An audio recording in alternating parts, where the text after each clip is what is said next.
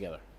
So you would end up with 1 cubed plus 2 cubed plus 3 cubed plus 4 cubed plus 5 cubed. And that is this up to 5. It would be written like I cubed. Because usually n is used, and n is already used up in proof by induction on the other side.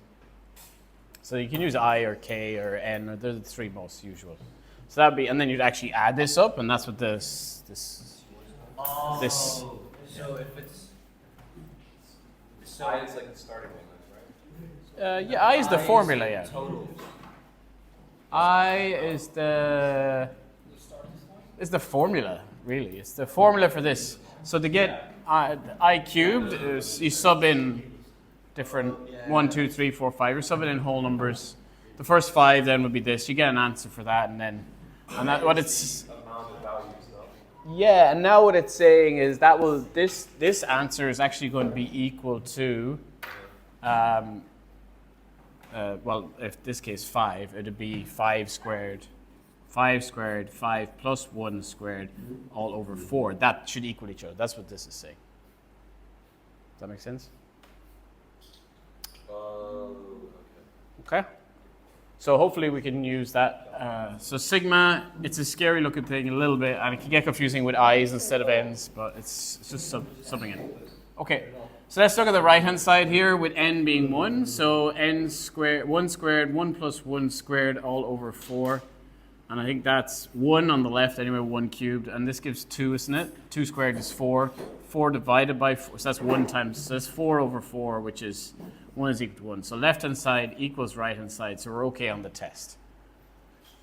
Next thing we're going to say, assume. And we're just going to sub in n being k. This is where we look at this sum. It's okay on the right-hand side, maybe, just to go k squared, k plus 1 squared all over 4. What am I going to write here on the left-hand side? What can I write? Yeah, so I can do what I just did a second ago. I know my finishing point now is k, but what does that look like? We're going to 1 cubed plus 2 cubed plus 3 cubed. This sum all the way up to what? K cubed. It should give that. This is basically what we just said with 5 a second ago. So we turned it from the sigma notation into like elongated the actual sum, which might be easier to look at. Yeah. Right, so now we do that, we're going to prove for n is equal to k plus 1. Right. So the left-hand side will look like 1 cubed, 2 cubed, 3 cubed, k cubed plus k plus 1 cubed. We happy with that? The next term in this would be k plus 1 cubed. What would the right-hand side look like? Well, everywhere there's a k, I put k plus 1. K plus 1 squared, k plus 2 squared, all over 4. Are we happy with that? So 1 more than k plus 1 is k plus 2. And this is the bit we have to prove, so we must use an assumptive step at some stage here. I think we can use it straight away, can't we? Because we can see that this bit matches this bit. So I'm going to sub in and assume. From the assumption, we are going to write, we're going to write k squared times k plus 1 squared over 4. What we said here in the assume, plus k plus 1 cubed is equal to k plus 1. Okay, so we're going to try and get the left-hand side to look like this. We're going to try and get this to look like that. Common denominator anytime there's a fraction involved is probably advisable. Why is k plus 1 cubed also on the left-hand side? Because that's the next term in this sequence. What's the next number here? Well, if k was k, what's the one after k? Adding 1 to k will give me the one after it, which is always the one we're trying to prove. 1 more than k for proof by induction. All right. Put this over 4 so we can combine them. So we get k squared, k plus 1 squared, plus 4k plus 1 cubed. Now I'm doing this. Oh, that's why I'm doing this blind, so I'm just trying to, you're looking for things to make this match this. So I really want to factor out k plus 1 squared, don't I? If I see this out the front, if I can see k plus 1 in both of these, if I can factor that out, what am I left with? Well, let's see.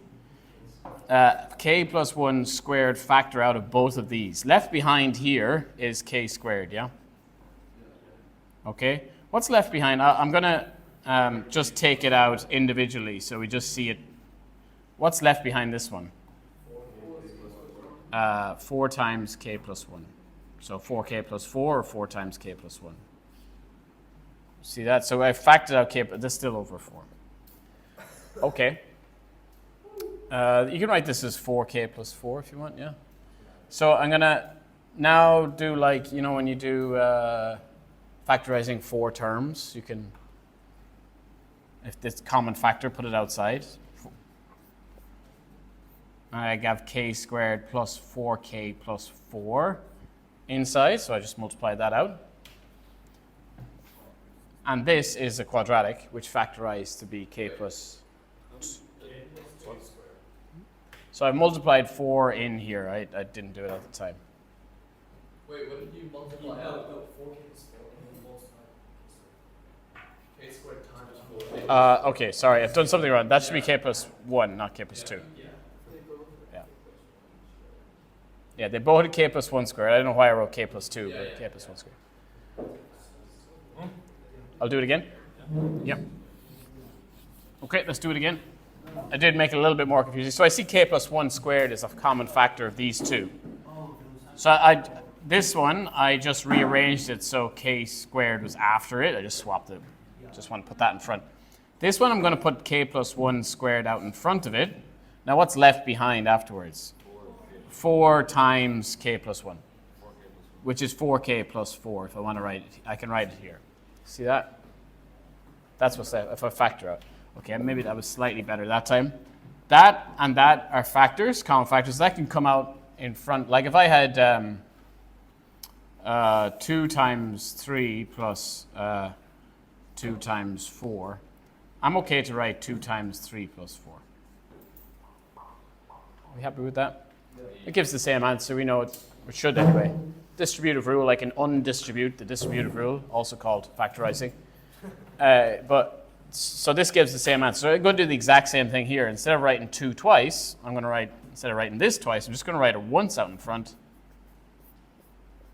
And inside, I'm just going to combine these two, same as I add 3 plus 4 here. I'm going to say k squared plus 4k plus 4. And that's still all divided by 4. Now what we know is... Yeah, you could, yeah, but this is where you're trying to learn the shortcuts, so you don't have to do that. You're trying to match the left-hand side. So look at what's on the right-hand side and try and match it up.